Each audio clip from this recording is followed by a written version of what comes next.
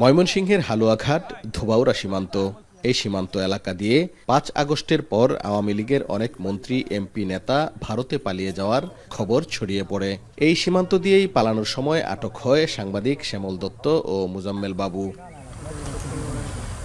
গত শুক্রবার ইনকিলাব মঞ্চের মুখপাত্র শরীফ ওসমান হাদিকে গুলির পর অভিযুক্ত ফয়সাল ও আলমগীর একই সীমান্ত দিয়ে পালিয়েছে বলে সামাজিক যোগাযোগ মাধ্যম সহ নানা আলোচনায় উঠে আসে। তাদের পালাতে সহায়তা করে স্থানীয় শক্তিশালী একটি চক্র।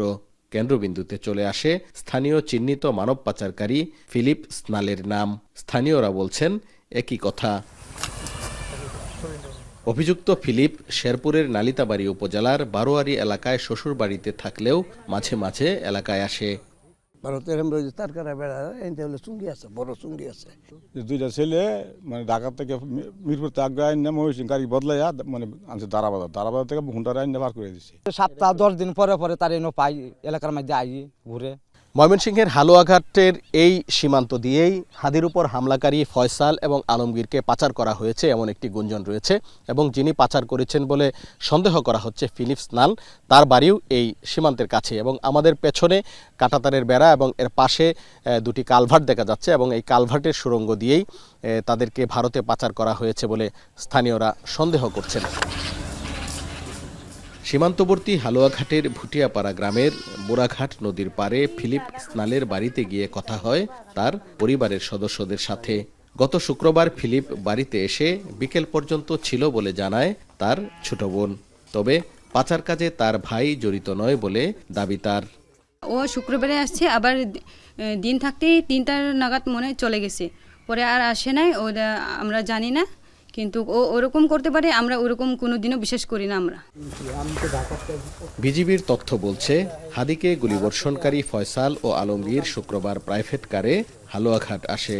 পরে ধারা পেট্রোল পাম্পের কাছ থেকে তাদেরকে মোটরসাইকেলে নিয়ে যাওয়া হয় সীমান্তবর্তী এলাকায়। ফিলিপের ব্যবহৃত মোটরসাইকেলটি তার বাড়ি থেকে জব্দ করেছে বিজিবি। এই মানব পাচারকারীর সাথে কম বেশি যারা জড়িত থাকে তাদেরকে আমরা জানি যে কারা এটা করে। তাদের মাধ্যমেও আমরা যোগাযোগ করার চেষ্টা করেছি। তাদের পক্ষ থেকেও কিন্তু বিভিন্ন তথ্য এসছে এবং তাদের পক্ষ থেকে নিশ্চিত করেছে সনিবার সন্ধ্যা রাত 8টা পর্যন্ত তারা আমাদের কাছে নিশ্চিত করেছে যে এখন পর্যন্ত বর্ডার ক্রস করেনি। এটা হচ্ছে একজনের ভাষ্য। তারা অবস্থান করছে নালিতাবাড়ি এলাকাতে এবং ফিলিপ সেটা জানে। এই জন্যই আসলে ফিলিপের কথাটা বারবার এখানে উঠে আসতেছে। আবার এটাকেও আমরা উড়িয়ে দিচ্ছি না যে এখনও আছে, আমরা কাজ করছি, এটা নিয়ে কাজ করছি। এই জন্য ফিলিপ স্নাল যে ব্যক্তিটা আছে তার প্রসঙ্গটা বারবার উঠে আসতেছে এই একটা কারণে।